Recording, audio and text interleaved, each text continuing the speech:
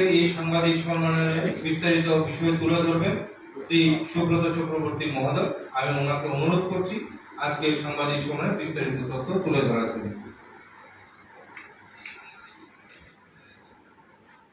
সকল মিডিয়া বন্ধুদের আন্তরিক স্বাগত জানাই এবং নমস্কার জানাই। আজকের এই সাংবাদিক সম্মেলনে আমার সঙ্গে উপস্থিত হয়েছেন ত্রিপুরা প্রদেশ বিজেপির মাননীয় সহ সভাপতি শ্রী তাপস ভট্টাচার্য মহোদয় এবং শ্রী বিমল চাকমা মহোদয়। আমরা গতকাল সিপিআইএম এর একটি সাংবাদিক সম্মেলন আমাদের নজরে এসেছে। সেখানে মাননীয় জিতেন চৌধুরী মহোদয়, মাননীয় পবিত্র কর মহোদয় এবং মাননীয় সুরম দাস মহোদয় এই ত্রয়ী মিলে একটা ত্রয়স্পর্শ সাংবাদিক সম্মেলন করেছেন, যেখানে সম্পূর্ণভাবে মিথ্যার মিশালি, মানুষকে বিভ্রান্ত করার ঘৃণ্য চক্রান্ত এবং সম্প্রতি যে আমাদের লোকসভা নির্বাচনে তাদের যে ভরাডুবি হয়েছে, তার থেকে যে ফ্রাস্ট্রেশন, যে নৈরাশ্য, গণবর্জিত হওয়ার যে যন্ত্রণা, তারপরে মানুষকে আবার বিভ্রান্ত করে কিভাবে জমি ফিরে পাওয়া যায় এবং সরকারকে কালিমামুক্ত করা যায়, তার একটা ভিন্ন প্রয়াস কালকে সাংবাদিক সম্মেলনে আমরা লক্ষ্য করলাম। প্রথমত এই সাংবাদিক সম্মেলনে বেশ কয়েকটি বিষয় উত্থাপন করেছেন, তার মধ্যে যে দুই একটি বিষয় আপনাদের সামনে আপনাদের মাধ্যমে রাজ্যের সুনাগরিক, গণতন্ত্র প্রিয় মানুষ, সচেতন মানুষের কাছে নিয়ে যাওয়া প্রয়োজন, সেই কয়েকটি বিষয় এখানে আপনাদের সামনে আপনাদের মাধ্যমে মানুষের কাছে পৌঁছে দেওয়ার চেষ্টা করছি। আপনারা সবাই অবগত আছেন, আগরতলা পৌর নিগমের মাননীয় মেয়র শ্রী দীপক মজুমদার মহোদয় 7 রামনগর উপনির্বাচনে আমাদের প্রার্থী ছিলেন এবং প্রায় 17,500 ভোটে তিনি সেখানে জয়লাভ করেন, ঐতিহাসিক ভোটের ব্যবধানে জয়লাভ করেন। স্বাভাবিকভাবে তিনি বিধায়কের মন্ত্রমুগ্ধের শপথ পাঠ করেন।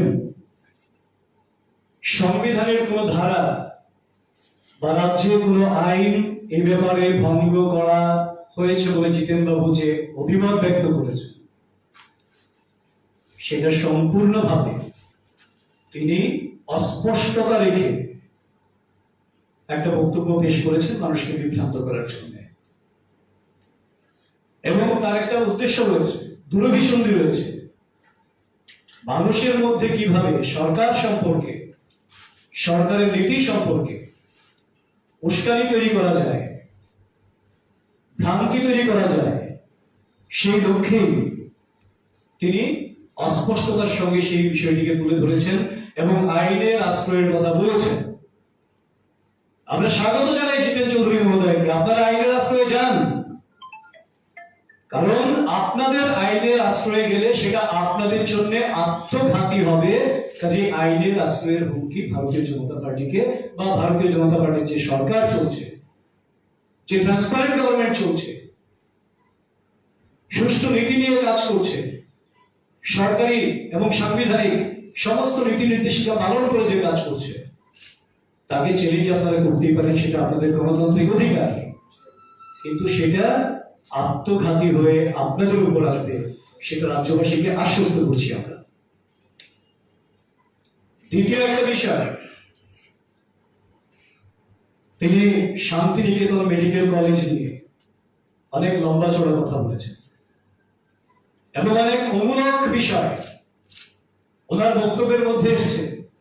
অনেক গান গল্প তৈরি করেছেন, গল্পের কোনো গাঁথি চালানোর চেষ্টা করেছেন যাতে মানুষকে বিভ্রান্ত করা যায়। কেন করেছেন সেটাও আপনারা জানেন, রাজ্যবাসী জানেন, কারণ রাজ্যবাসী ভুলে যায়নি জি-নেট কিভাবে এসেছিল, কোত্থেকে এসেছিল, তার কেলেঙ্কারির পেছনে মহানায়ক কারা ছিলেন, সেটা কিন্তু আমরা ভুলে যাইনি। রাজ্যে যখন স্বাস্থ্য ব্যবস্থাকে প্রায় ভগ্ন দশায় পরিণত করেছিল এই সিপিএম এবং কমিউনিস্টের শাসন দীর্ঘ ৩৫ বছরে, তার থেকে রাজ্য যখন স্বাস্থ্য পরিষেবায় একটা অনন্য নজির তৈরি করে ক্রমশ স্বাস্থ্য ব্যবস্থাকে ঢেলে সাজানোর জন্য গ্রামগঞ্জ থেকে শুরু করে পিএসসি থেকে শুরু করে সমস্ত জায়গায় ডিস্ট্রিক্ট হসপিটাল সব জায়গায় আপগ্রেডেশন চলছে, আরো ইনফ্রাস্ট্রাকচার ডেভেলপ করা, আরো সুপার স্পেশালিটি ব্লক তৈরি করা এবং আরো সুপার স্পেশালিস্ট ডাক্তার নিয়োগ করা, জটিল জটিল অপারেশন যার জন্য মানুষকে একটা সময় রাজ্যের বাইরে যেতে হতো, সেইগুলি যখন মানুষ যেতে হচ্ছে না, এবং শুধু তাই নয়, মানুষের স্বাস্থ্য পরিষেবাকে সুনিশ্চিত করার জন্য গরিব মানুষ যাতে সেটাকে পেতে পারে, গোটা দেশের মধ্যে ত্রিপুরা একমাত্র রাজ্য যেখানে প্রত্যেকের জন্য রাজ্য সরকার প্রধানমন্ত্রী আয়ুষ্মান যোজনার মতন রাজ্য মুখ্যমন্ত্রী আয়ুষ্মান যোজনা চালু করেছেন। সবাইকে তার সুযোগ দেওয়ার জন্য সর্বতভাবে সরকার কাজ করছে যাতে প্রত্যেকটা মানুষ ৫ লক্ষ টাকা পর্যন্ত চিকিৎসা বিনামূল্যে করাতে পারেন। সেই সুযোগ যখন সম্প্রসারণ করছেন সব দিক থেকে, তখন রাজ্য সরকারকে বদনাম করার জন্য একটা ঘৃণ্য প্রয়াস শুরু হয়েছে। জিনেটের বিষয় কি ছিল? কেরালা এবং পশ্চিমবঙ্গে তাদের দখলে ছিল তখন।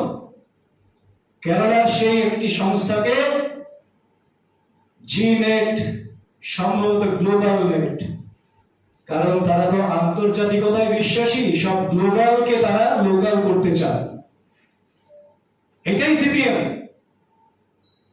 সেই সংস্থাকে স্বজন পোষণের আড়ালে জমি দেয়া, হাসপাতালের বিল্ডিং, যন্ত্রপাতি, সম্পূর্ণ পরিকাঠামো, এমনকি উন্নত মানব সম্পদ দিয়ে আজকে সেই মেডিকেল কলেজ সেখানে চীনের স্থাপন করেছিল। এবং বিধানসভায় প্রস্তাব তো দূরের কথা, ব্যক্তিগত মালিকানা খণ্ডে এই বিনিয়োগ কার ইঙ্গিতে হয়েছিল, কোন আইনে সম্ভব হয়েছিল, সেই প্রশ্নের জবাব কিন্তু সিপিএম তার দীর্ঘ শাসনে মানুষকে দেয়নি, জানান দেয়নি। কিন্তু বর্তমান সরকার, মাননীয় মুখ্যমন্ত্রী অধ্যাপক ডক্টর মানিক সাহা মহোদয়ের নেতৃত্বে যখন দেশের বিভিন্ন প্রান্ত কিংবা বহির্বিশ্বের বিভিন্ন জায়গা থেকে পরিবেশ বান্ধব, শিল্প বান্ধব, চিকিৎসা বান্ধব একটা পরিস্থিতি তৈরি করার চেষ্টা হচ্ছে, চিকিৎসা পরিষেবাকে ঢেলে সাজানোর মতো ব্যবস্থা হচ্ছে, সেই জায়গায় শান্তিনিকেতন মেডিকেল কলেজ ত্রিপুরায় তার একটা শুরু করতে চাইছেন। এবং এই যে শুরু করতে চাইছেন, সেখানে রাজ্য সরকার এক বিন্দু জমি দেয়নি, কোন পরিকাঠামো রাজ্য সরকার করে দিচ্ছে না, কোন অর্থ সাহায্য দিচ্ছে না, কোন মানব সম্পদ দিয়ে সাহায্য করছে না। তারপরেও এইটাকে নিয়ে এই ধরনের অপপ্রচার করা সম্পূর্ণ দুরভিসন্ধিমূলক, রাজ্যের উন্নয়ন স্তব্ধ করে দেওয়ার একটা ষড়যন্ত্র, এবং যাতে করে মানুষের মধ্যে বিভ্রান্তি তৈরি করা যায় সেই লক্ষ্যে একটা নতুন চক্রান্ত যে রচিত হচ্ছে ত্রিপুরার মধ্যে, তাদের নির্বাচনে ভরাডুবির পর নতুন করে কৌশল রচনা করছে, তার স্পষ্ট ইঙ্গিতের মধ্যে রয়েছে। কারণ আমরা তো বলি রাজ্য সরকার চাইছে ত্রিপুরায় বিনিয়োগ বাড়ো, প্রত্যেকটা ক্ষেত্রে মানুষ আসুক, ত্রিপুরাকে গোটা দেশের মধ্যে যদি প্রতিষ্ঠিত করতে হয়, মানুষের কল্যাণ যদি করতে হয়, তাহলে বিভিন্ন শিল্প সংস্থা আসবে, চিকিৎসা ব্যবস্থা কিংবা স্বাস্থ্য ব্যবস্থা কিংবা শিক্ষা ব্যবস্থায় অনেকেই নতুন নতুন করে আসবে, যারা নতুন ইনফ্রাস্ট্রাকচার নিয়ে আসবে, অত্যাধুনিক কিছু নিয়ে আসবে, তো সেটাকে রাজ্য সরকার ওয়েলকাম করবে মানুষের স্বার্থে, সেটা খুব স্বাভাবিক ঘটনা। কিন্তু সেটাকে এইভাবে জনবিরোধী একটা তকমা দিয়ে এইভাবে কলুষিত করার যে ঘৃণ্য প্রয়াস, তার তীব্র প্রতিবাদ এবং নিন্দা জানাচ্ছি। ওনারা বলছেন আইজিএম হসপিটালের কথা, ওনাদের মেডিকেল কলেজ সম্পর্কে ওনাদের কোনো ধারণা আছে কিনা আমার সন্দেহ হয়। আর একটু পড়াশোনা করে তো আসুন, এত বড় বড় কথা বলছেন রাজ্যবাসীকে বিভ্রান্ত করার জন্য। ডেন্টাল মেডিকেল কলেজ যেটা হচ্ছে, তার মানে ডেন্টাল মেডিকেল কলেজ মানে সেখানে দাঁতের চিকিৎসা হবে, বাকি কিছু জানবে না, সেটা হয় না। তার সঙ্গে ফিজিওলজির অনেক বিষয় জানতে হয়। ডেন্টাল নিয়ে যারা পড়াশোনা করছেন, ডাক্তারি যারা পড়াশোনা করছেন, দন্ত ডাক্তার, তাদেরকে দন্তের বাইরে নার্ভাস সিস্টেম থেকে শুরু করে বিভিন্ন সার্কুলেটরি সিস্টেম থেকে শুরু করে অনেক কিছু জানতে হয়। আর সেটা কতদিনের জন্য দেওয়া হয়েছে? সাময়িক কালের জন্য ওই বিল্ডিং এ তাদের নার্সিং এবং তাদের থেকে উইথ পেমেন্ট তাদের ফিজ, তাদের সিকিউরিটি ডিপোজিট সমস্ত কিছু নিয়ে সেই আগরতলা যে ডেন্টাল আইজিএম এর যে হসপিটাল রয়েছে, টিচিং হসপিটাল, সেটাকে সাময়িক কালের জন্য অনুমতি দেওয়া হয়েছে, যাতে করে ওইখানকার যে ইনফ্রাস্ট্রাকচার সেটা ডেভেলপ হয়ে যাওয়ার পর তারা সেখানেই চলে যাবেন। এবং এই জিতেন বাবু আসলে এই যে অভিযোগটা করেছেন, সেটা আমার একটা কথা মনে পড়ে গেল। আমরা লোকসভা নির্বাচনের পরে কোন একটা বুথ নিয়ে অভিযোগ করেছিলেন, আপনাদের নিশ্চয়ই মনে থাকবে, যে ভোটারের চাইতে ভোট কাস্টিং বেশি হয়েছে, যেটা পরবর্তী সময়ে সর্বৈব মিথ্যা বলে প্রমাণিত হয়েছে এবং মুখ বুঝতে হয়েছে ওনাকে লজ্জায়। ভেবেছিলাম লজ্জায় মুখ বুঝেছেন, কিন্তু আসলে যাদের লজ্জা নেই তারা মুখ বুঝবেন কি? তার জন্য নির্লজ্জের মতো মিথ্যা রয়েসাদি করছেন এখন মিডিয়ার সামনে বসে। রাজ্য সরকারের বিরুদ্ধে অভিযোগের তোপ দাগছেন বসে বসে। রাজ্য সরকার নাকি 961টা স্কুল বন্ধ করে দিচ্ছে। অধিকন্ত আগবাড়িয়ে বলছেন 160টা স্কুল নাকি বন্ধ হওয়ার নোটিশ জারি হয়ে গেছে, যার কোনো বাস্তব ভিত্তি নেই। আমরা দলীয় সূত্রে খবর নিয়ে আমরা যেটা জানতে পেরেছি, সেই ধরনের কোনো নোটিশ জারি হয়নি। কিসের ভিত্তিতে বলছেন সেটাও আপনাদের অবগতির জন্য, রাজ্যবাসীর অবগতির জন্য আপনাদের সামনে রাখছি।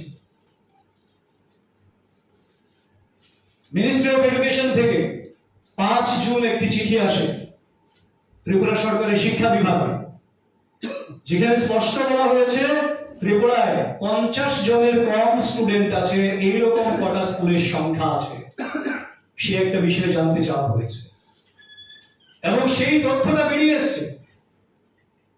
আপনারা শুনে আশ্চর্য হবেন, 50 জনের কম স্কুল মানে 50 জনের কম স্টুডেন্ট আছে এমন স্কুলের সংখ্যা ত্রিপুরা রাজ্যে টোটাল 549টা রয়েছে। এবং সেই 549 কিসের ভিত্তিতে বলছি? যেগুলির অল্টারনেট স্কুল রয়েছে সর্বোচ্চ 3 কিলোমিটারের ভিতর, আর যদি 5 কিলোমিটার ধরা হয় তাহলে সেটা 900-র উপরে স্কুল রয়েছে, 900 বা তার কাছাকাছি স্কুল রয়েছে। আপনাদের রিপিট করছি আমি, যেখানে 3 কিলোমিটারের মধ্যে কোনো একটা স্কুল আছে, সেই স্কুলটাকে বাদ দিয়ে যে স্কুলে এক্সিস্টিং স্টুডেন্ট স্ট্রেংথ 50-এর নিচে, অথচ বিকল্প স্কুল আছে যে স্কুলে এদেরকে মার্চ করা যেতে পারে, যেটা চিঠিতে যেটা ছিল মিনিস্ট্রি অফ এডুকেশন থেকে, এই ধরনের 549টা স্কুল রয়েছে। আর যদি 5 কিলোমিটার ধরা হয় তাহলে সেটা 900-র উপরে স্কুল রয়েছে। আপনাদের অবগতির জন্য বলি, ওয়েস্ট ত্রিপুরা ডিস্ট্রিক্টে একটা স্কুল রয়েছে যেখানে 0 স্টুডেন্ট, অথচ টিচার আছে। 1 থেকে 10 জন স্টুডেন্ট আছে, এইরকম স্কুলের সংখ্যা 31টা। 11 থেকে 20 জন সর্বমোট স্টুডেন্ট, এইরকম স্কুলের সংখ্যা 38টা, 38। শুধু ওয়েস্টের কথা আমি বলছি। সব বলে আমি আপনাদের সময় নষ্ট করব না, গোটা ত্রিপুরার চিত্রটা আমি বলে দিই। টোটাল 50-এর নিচে আমি আগে বললাম 549টা স্কুল রয়েছে, তার মধ্যে 408টা স্কুল জেবি স্কুল, 138টা স্কুল এসবি স্কুল, 3টা হাই স্কুল। গোটা ত্রিপুরার এই হচ্ছে চিত্র। এবং সেখানে আরেকটা বিষয় আপনাদের অবগতির জন্য আমি আবারও জানাচ্ছি, 1-2টো উদাহরণ যদি বলি তাহলে আপনাদের বুঝতে সেটা সুবিধা হবে। যেমন শান্তির বাজার একটা স্কুল রয়েছে যেখানে স্টুডেন্টের সংখ্যা 14, টিচার রয়েছেন 2 জন। এর 1 কিলোমিটারের মধ্যে একটা স্কুল রয়েছে যেখানে স্টুডেন্টের সংখ্যা 187, টিচারের সংখ্যা 11। কাজে বিষয়টা এইরকম ভাবনায় এই ডাটাবেস তৈরি হয়েছে, পরে যা হবে সেটা পরের বিষয়, যে এই 14 জন স্টুডেন্ট যদি 187 জনের সঙ্গে যুক্ত হয়ে যায়, তাহলে সর্বোচ্চ কোন স্টুডেন্টকে 1 কিলোমিটারের মধ্যে অন্য একটা স্কুলে যেতে হচ্ছে, যেখানে স্টুডেন্টের সংখ্যাটাও বাড়লো না, আর 11+2 টিচারের সংখ্যাটাও 13 হয়ে গেল, স্কুলটা স্মুথ রানিং করবে। এইরকম গোটা ত্রিপুরা রাজ্যের বহু চিত্র রয়েছে।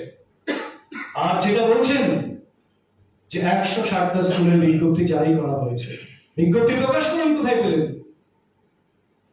আমাদের সূত্রে এই ধরনের কোন বিজ্ঞপ্তি এডুকেশন ডিপার্টমেন্ট থেকে এখনো পর্যন্ত প্রকাশিত হয়নি। তৃতীয় একটা বিষয় যিনি দৃষ্টি আকর্ষণ করার চেষ্টা করেছেন 3 জন মিলে, বলছেন রাজ্য সরকার চাকরির জন্য বারবার আবেদনপত্র চাইছে, আবার চাকরি বাতিল হচ্ছে। সম্পূর্ণ ভুয়ো একটা কথা মানুষের মধ্যে চালিয়ে বিভ্রান্ত করার জন্য একটা নতুন কৌশল নিয়েছেন। একটা চাকরিও বাতিল হবে না সেটাকে সুনিশ্চিত করেই ভারতীয় জনতা পার্টির সরকার চাকরি দেবে।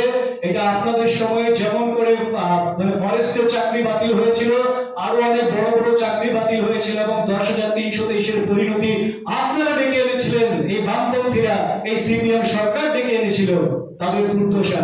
কাজে সেই ধরনের দুর্বিষহ দিন যাতে রাজ্যের পরবর্তী প্রজন্ম যারা রয়েছেন, যারা যুবক যুবতী রয়েছেন, তাদের দেখতে না হয়, তার জন্য রাজ্য সরকার সন্তর্পণে নিয়মিত নিয়োগ চালিয়ে যাচ্ছেন, কিন্তু সন্তর্পণে চালাচ্ছেন একটা ক্ষেত্রেও যাতে চাকরি বাতিল না হয় সেটাকে নিশ্চিত করে সেটা করছেন রাজ্য সরকার। উদাহরণ হিসেবে তিনি কি বলেছেন? সেক্রেটারিয়েটের কথা বলেছেন, যে চাকরিগুলি বাতিল করা হয়েছে।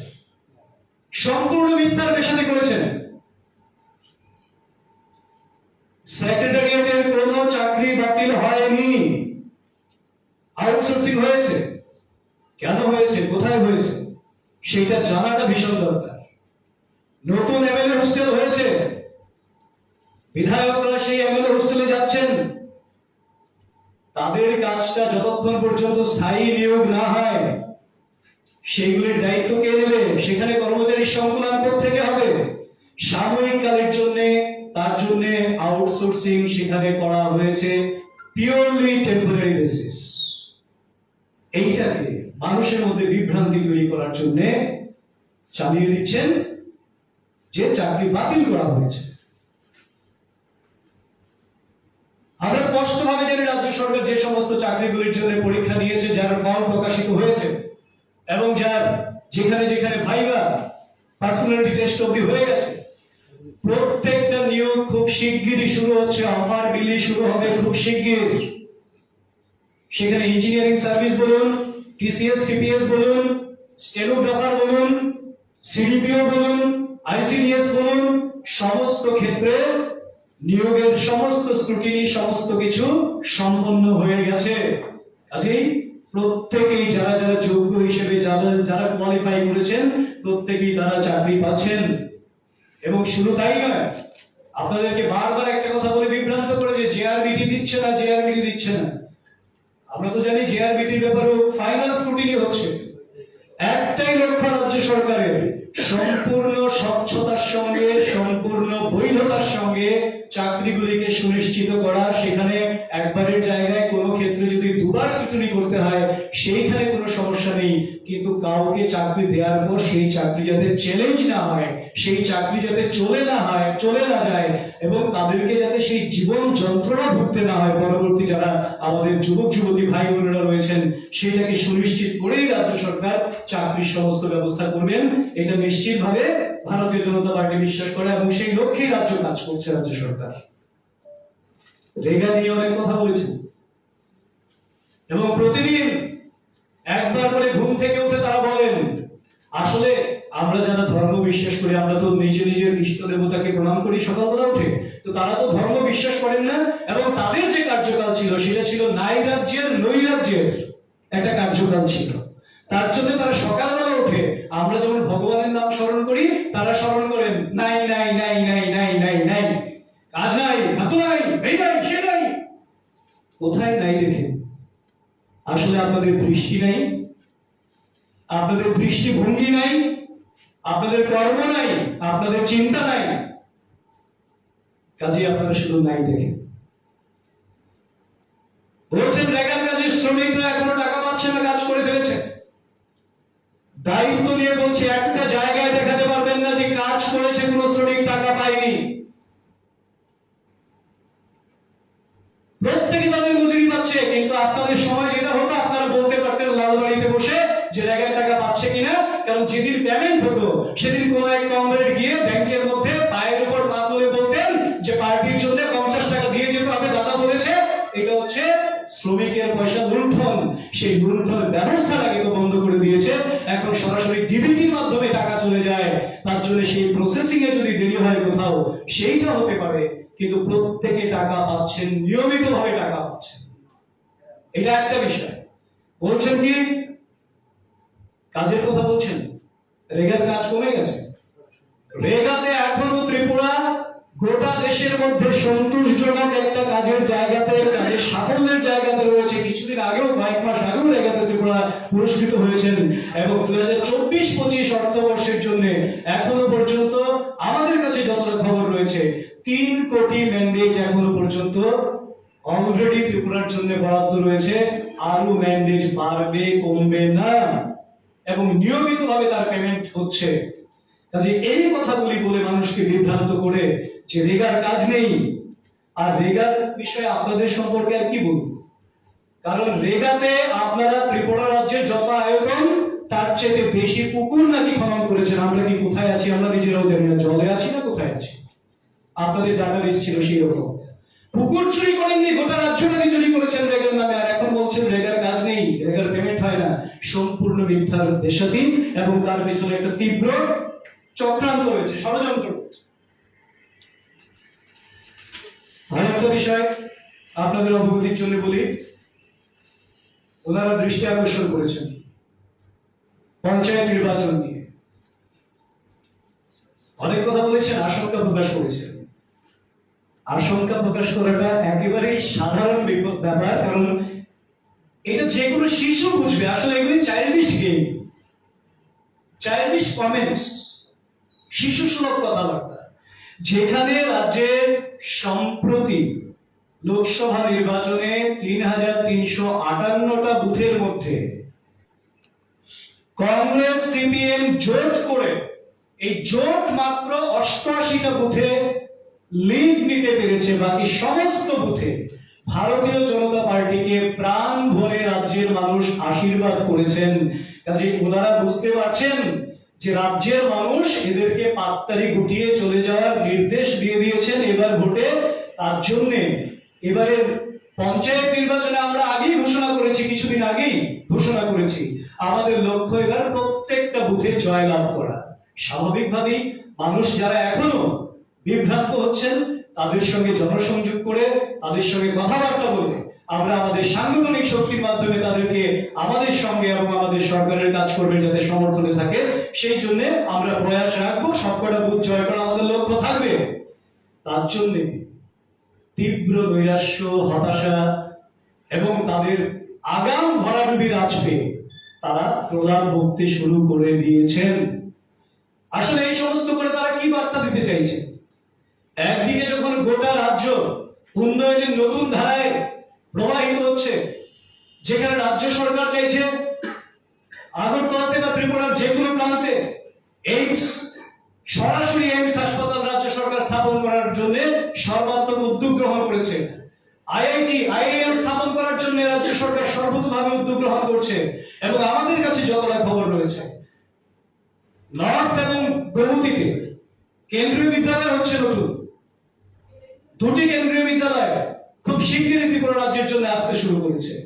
একদিকে যেমন শিক্ষার ক্ষেত্রে একদিকে যেমন এইমস এর মতন হাসপাতালে আমাদের স্বাস্থ্য পরিষেবার ক্ষেত্রে কিংবা কানেক্টিভিটির ক্ষেত্রে আমরা যেমন চিটাগাং বন্দর ব্যবহারের জন্য, চট্টগ্রামের সঙ্গে এয়ার কানেক্টিভিটির জন্য, বিকল্প রেলওয়ে ট্র্যাকের জন্য, ডাবল লেন রেলওয়ে ট্র্যাকের জন্য রাজ্য সরকার যখন সর্বতভাবে চেষ্টা করছে রাজ্যটাকে উন্নয়নের শিখরে নিয়ে যাওয়ার জন্য এবং 6th শিডিউল অনুযায়ী এডিসি এরিয়ার জন্য স্পেশাল গ্রান্টের জন্য সর্বতভাবে চেষ্টা করছে রাজ্য সরকার, সেই জায়গায় রাজ্য যখন উন্নয়নের নতুন ধারায় প্রবাহিত হচ্ছে, শিক্ষা, স্বাস্থ্য, পরিকাঠামো, যোগাযোগ সর্বক্ষেত্রে, সেই জায়গায় মানুষকে বিভ্রান্ত করে, উন্নয়নকে স্তব্ধ করে, রাজ্যবাসীকে অপমান করে রাজ্যের উন্নয়নের গতির কে বিপথে পরিচালিত করার জন্য একটা নতুন ষড়যন্ত্র তৈরি হয়েছে। এই ষড়যন্ত্রকে আমরা তীব্রভাবে প্রত্যাখ্যান করার জন্য গণতন্ত্র প্রিয় এবং শান্তিপ্রিয় মানুষ, উন্নয়নকামী মানুষের কাছে, শুভবুদ্ধি সম্পন্ন মানুষের কাছে আবেদন রাখছি এবং এর তীব্র প্রতিবাদ এবং ধিক্কার জানাই যে আগামী 6 দিন বা 7 দিন তারা যে কর্মসূচির কথা বলছেন এটা মানুষ গণবর্জিত করবেন, এই আহ্বান এবং এই আবেদন মানুষের কাছে আপনাদের মাধ্যমে রাখছি।